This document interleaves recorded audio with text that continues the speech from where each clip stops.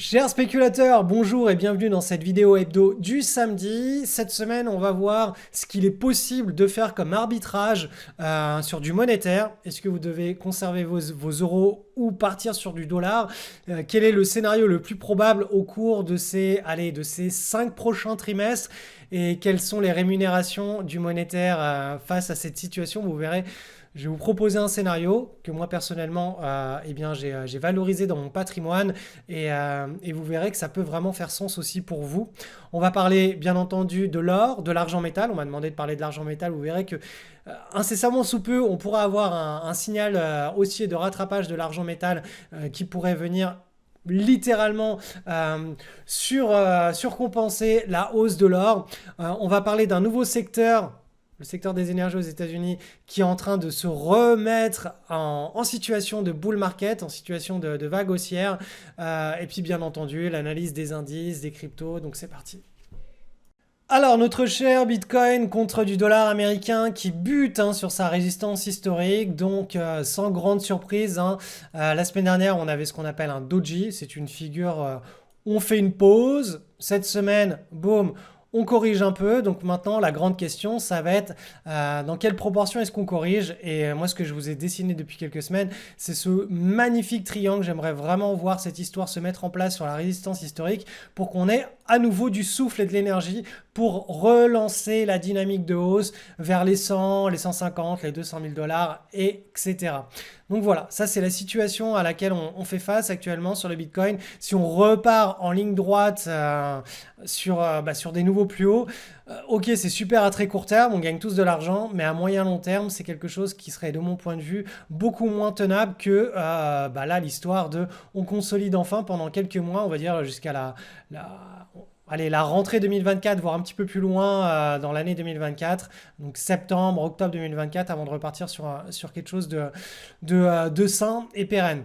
On va aller voir maintenant ce qui s'est passé sur l'Ethereum. Donc l'Ethereum, lui, il n'a toujours pas atteint sa résistance historique, mais tout comme le Bitcoin, vu que ça fait partie des grandes majeures, il a lui aussi corrigé cette semaine. Donc là, de mon point de vue, la dynamique à très court terme, celle-ci là, elle est cassée. Donc là, on rentre beaucoup plus dans une logique maintenant de petite consolidation. Donc quelque chose qui devrait ressembler à ça. Et à mon avis, l'Ethereum, donc l'Ether comme le Bitcoin, vont suivre le même type de structure. Donc tout simplement, on pourra partir du principe que l'Ether n'a pas été tapé son nouveau plus haut, ou peut-être que ça arrivera, voilà, comme ceci, et qu'on fera ensuite la pattern de consolidation qui, je l'espère, se mettra en place. Donc affaire à suivre. En tout cas, voilà, on est dans une période où on est censé accueillir avec bienveillance et bonheur une consolidation sur les majeurs que sont Bitcoin et Ethereum. Qu'est-ce qui s'est passé sur le XRP? Pas grand-chose comme d'hab. XRP, je vous rappelle, c'est une pattern en mensuel, donc en mensuel, on attend le dénouement de cette histoire, donc le breakout par le haut ou par le bas de ce magnifique triangle chartiste.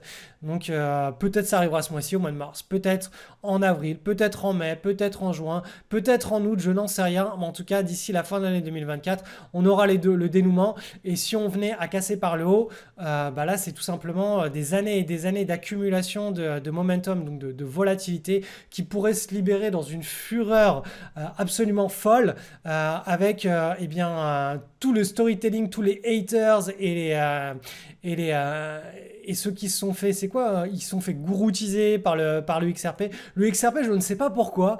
C'est un actif qui rend fou les gens quand on en parle. Donc c'est pour ça que moi, ça me fait rire d'en parler tous les samedis dans la vidéo. Parce qu'en réalité, la pattern, elle est long terme. Alors en mensuel, c'est pas quelque chose où à court terme, il se passe beaucoup de choses. Par contre, le moment où ça va partir, il va y avoir une telle bataille entre les haussiers et les baissiers que ça risque d'être très très très drôle à commenter. Donc c'est pour ça que ce pari avec une forte asymétrie positive, j'en parle tous les samedis depuis pas mal de temps. Voilà, on verra ce qui se passe. Je ne vais pas en rajouter là pour le moment, vu qu'il ne se passe rien. Pour le moment, on est toujours endormi. Mais d'ici la fin de l'année 2024, on sera normalement...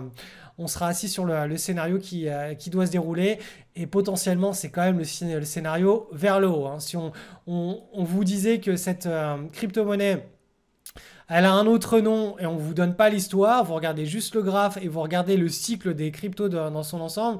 Vous vous dites juste, ok, cette crypto est dans un cycle haussier à long terme, hein, elle n'est pas dans un marché baissier. Ok, depuis 2018, on a bien consolidé. Et ok, le marché des cryptos dans son ensemble est haussier. Donc, c'est-à-dire que là, si on casse par le haut, on a un décalage à la moyenne probable qui est très très très significatif. Donc c'est tout ce que vous vous diriez. Bah voilà, je suis la voix de la sagesse. J'essaie de vous enlever les pensées contradictoires ou des médias ou des influenceurs ou des gourous crypto qui peuvent vous dire le XRP c'est bien ou le XRP c'est pas bien et vous permettre d'accéder à juste de l'information pure et brute qui est censée être la base de votre raisonnement sur une classe d'actifs qui est quand même extrêmement spéculative et qui ne colle pas forcément à la réalité des fondamentaux, notamment quand il s'agit juste de surfer une tendance de quelques mois. Je ne dis pas sur 2 ans, 3 ans, 4 ans, 5 ans, 10 ans que les fondamentaux d'une crypto ne sont pas importants. Non, là je parle juste de surfer des vagues de l'ordre de quelques semaines à quelques mois. La psychologie des foules est bien plus importante que les fondamentaux. Et ça, vous pourrez me dire ce que vous voudrez. Je peux vous trouver des dizaines, si ce n'est des centaines de cryptos qui ont vécu des hausses paraboliques pendant les 2 derniers bull market et qui se sont retrouvés à zéro et qui ont fait faillite par la suite. Donc voilà, quand on fait de la spéculation, l'idée c'est de trouver des belles vagues, c'est pas d'investir et de rester posé sur un projet pendant 50 ans d'affilée. Ce sont 2 logiques différentes, donc on peut pas, c'est pas quelque chose qui, voilà, on fait pas la même cuisine, on n'est pas en train de faire du sucré si on fait du salé et vice versa. Petite mise à jour rapide de l'analyse sur l'euro contre le dollar. Je vous rappelle que là, pour le moment, on est dans un canal baissier de l'euro face au dollar. On avait très fortement rebondi et on était venu rechercher ce magnifique triangle où on l'avait cassé par le bas. On avait fortement rebondi et on a 1, 2, 3, 4 fois tapé la résistance. Donc le flux reste à la baisse. Et là, vous voyez qu'on a une espèce d'épaule, tête, épaule en formation et que donc là on est censé repartir potentiellement dans un nouveau flux négatif avec eh bien la fin de cette structure de retournement suite au rebond et tout ça se fait sur une zone de résistance. Donc ça c'est vraiment pour le moment quelque chose qui est assez propre et là au cours des 2 dernières semaines sur cette grande épaule, tête, épaule, on a là à nouveau une épaule, tête, épaule. Donc c'est une figure de retournement sur une figure de retournement. On a le petit pivot ici en pointillé que je vous ai mis qui est en place. Il va falloir le casser. Mais en tout cas, ce que je vous avais dessiné à l'époque, comme ceci, là pour le moment, c'est en train de se dérouler. Donc affaire à suivre, il faudrait qu'on ait une cassure de ce petit pivot ici, de cette ligne de coup en pointillé. Et qu'ensuite on casse cette grande ligne de coup là pour le moment, pour le coup qui endure. Et ensuite, on assisterait à éventuellement une accélération très forte de l'euro à la baisse face au dollar avec la zone de parité, puis ensuite retaper la zone des 0,95. Donc voilà, le dollar en cash, il offre d'excellents rendements, bien supérieurs à ceux de l'euro. Donc si ce scénario se met en place, ça peut être assez intéressant d'arbitrer certaines positions monétaires vers du dollar plutôt que de l'euro, surtout que le dollar, comme je vous l'ai dit, rémunère bien plus. Je crois que sur du 6 mois, du 3 mois ou du 6 mois, on est autour de 5,2%. Donc voilà, gagner grosso modo 5,2% par an en étant sur une position en dollars, alors même que l'euro a un risque de chute face au dollar qui est de l'ordre de quelque chose comme moins 10% au cours des prochains trimestres, ça peut vraiment valoir la peine d'y réfléchir à cet arbitrage, ou au moins de faire un 50-50 entre ces euros et ces dollars pour lisser, neutraliser le risque de change tout en ayant une bonne rémunération sur ces dollars. Donc voilà, c'est une idée que je lance au passage, elle séduira pas, mais en tout cas, du point de vue de l'analyse graphique, elle fait vraiment sens. Analyse de l'or, donc l'or est toujours en pleine dynamique, en pleine lancée, il est en train de prendre ses appuis pour son marathon ou peut-être son sprint, on verra comment la psychologie des foules évolue au fil des prochains mois. En tout cas, voilà, on a une nouvelle semaine de hausse. Je vous rappelle qu'on est sur un signal majeur de nouveaux cycles de hausse sur l'or. On s'est extrait donc hop là, en mensuel, on est dans un grand canal haussier. On a fait plusieurs années de consolidation. Et là, ce mois-ci, le mois de mars 2024, est à inscrire dans l'histoire des manuels d'analyse graphique, puisque ce magnifique triangle a été cassé par le haut. On a vu l'histoire venir grâce au graphique en hebdomadaire avec ici la cassure et la semaine d'après la validation. Et donc là, à nouveau, une semaine de hausse. Donc on est toujours dans l'accélération et dans la création de cette nouvelle grande tendance haussière. Donc là, sur de l'or coté en euros, sur l'or coté en dollars, c'est la même histoire. On a ici cassé. Là, on a une petite consolidation parce que le dollar est en train de se renforcer face à l'euro. Donc, le différentiel, pour le moment, on le voit moins. Mais la dynamique de l'or face à toutes les devises à travers le monde est celle d'un nouveau grand bull market. Donc, voilà, l'or reste toujours très, très bien orienté. On m'a demandé de faire une petite analyse du coup du silver, donc du métal, de l'argent métal. Donc l'argent métal, je vais commencer par vous le présenter en mensuel pour qu'on voit bien où on en est dans le cycle à très long terme.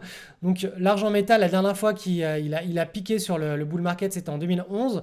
Ensuite, il a fait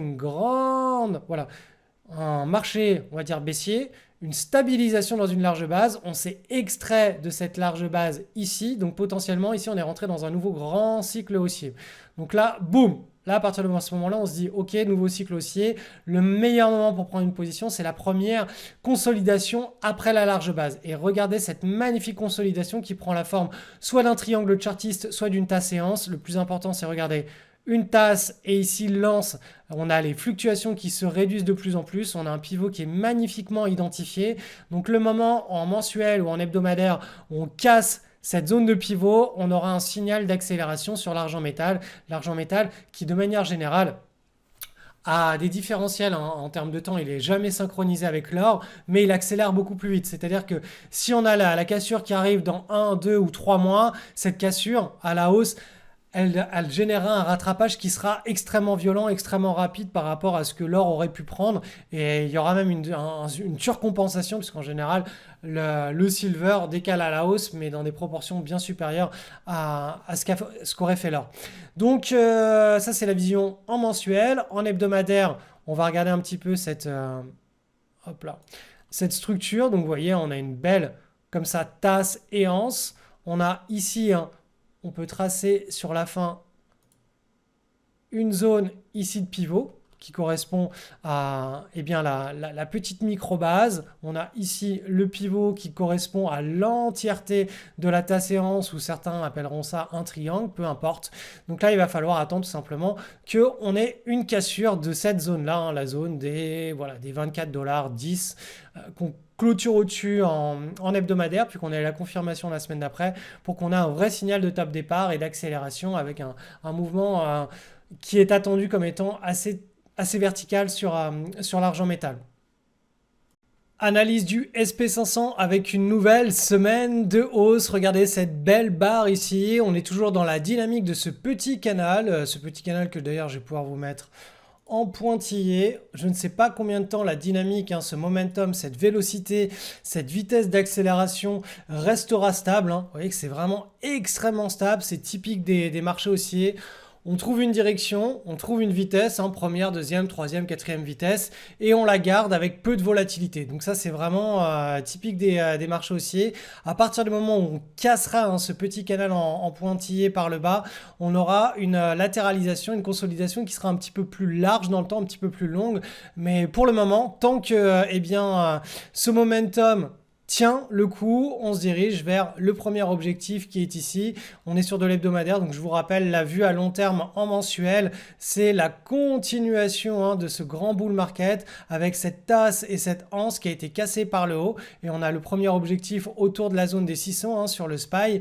Et on a ici les projections des trois dernières jambes haussières du bull market sur le SP500. Donc 1, 2, 3, et ça nous donne des objectifs en temps et en amplitude sur cette zone là en verte.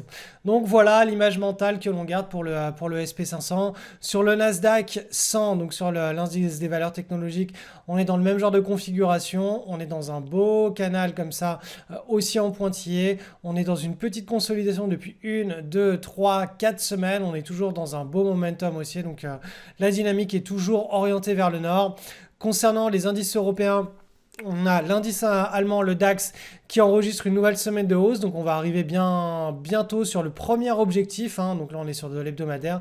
Premier objectif qui est tout simplement, on reporte l'ancienne consolidation, l'amplitude au-dessus, hein, depuis la cassure ici de début décembre 2023.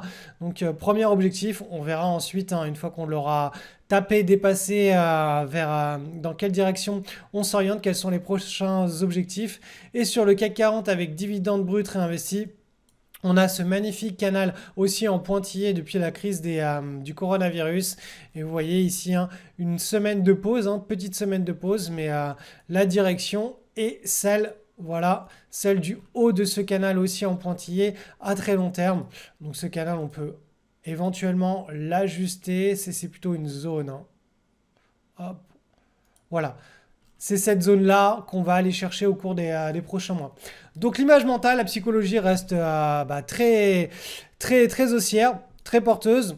En swing trading hebdo, on ne trouve pas beaucoup d'opportunités en ce moment. Ça, voilà, il y a des cycles au sein des cycles haussiers. Il y a des cycles avec des moments où il y a beaucoup d'opportunités, des moments où il y en a moins. Il faut tout simplement respecter, hein, eh bien le cycle des vagues. Et quand les vagues arrivent, on est frais, on a plein de cartouches pour les investir et se remettre à les surfer. Et dès que eh bien, il y a une petite perte de houle, hein, il n'y a pas de swell, il n'y a pas d'opportunité pendant quelques semaines ou 2 ou 3 mois, il faut tout simplement rester sur les positions qu'on est en train de surfer et savoir ne pas saisir les opportunités là où il n'y en a pas.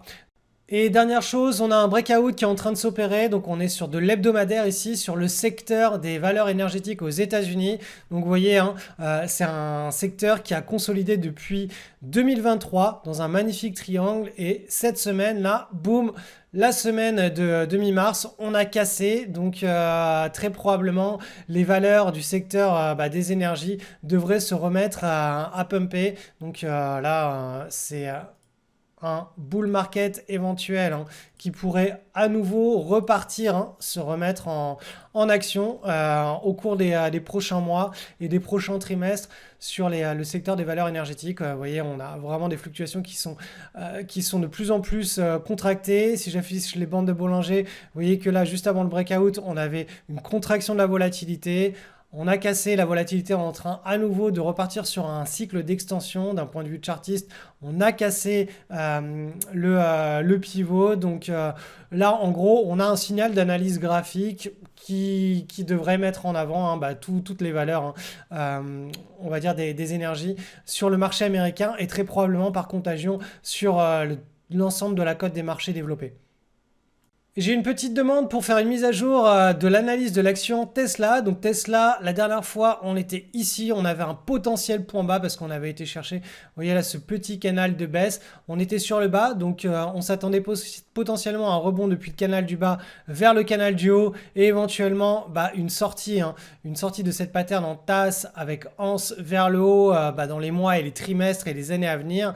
Donc là, ce qui s'est passé tout simplement, c'est qu'on a eu un tout petit rebond et on est à nouveau venu tester le bas de ce canal. Donc ça fait quand même 1, 2, 3, 4 fois qu'on vient tester. Sauf que là, à la différence de la précédente fois, là on est vraiment sur une zone de support ici. Donc affaire à suivre. Mais là, potentiellement, on est sur un petit point bas pour l'action Tesla. Avec, si on casse le pivot, si on casse la zone de pivot, une zone pour renforcer, pour tous ceux qui aiment faire du DCA sur des actions sur lesquelles ils croient, renforcer. Moi, vous le savez, moi, ce n'est pas du tout la manière d'approcher les trades.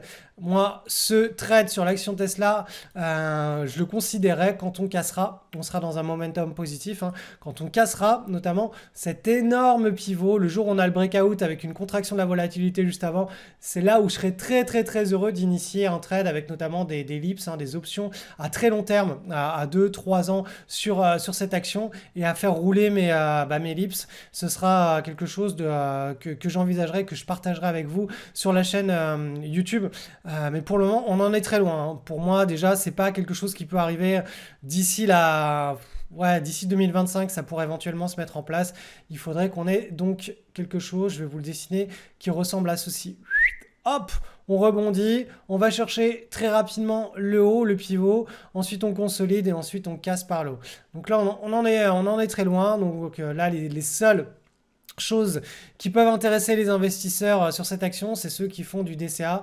Je vous rappelle que la vision à très long terme sur Tesla, l'image mentale que j'ai, hein, c'est celle-ci.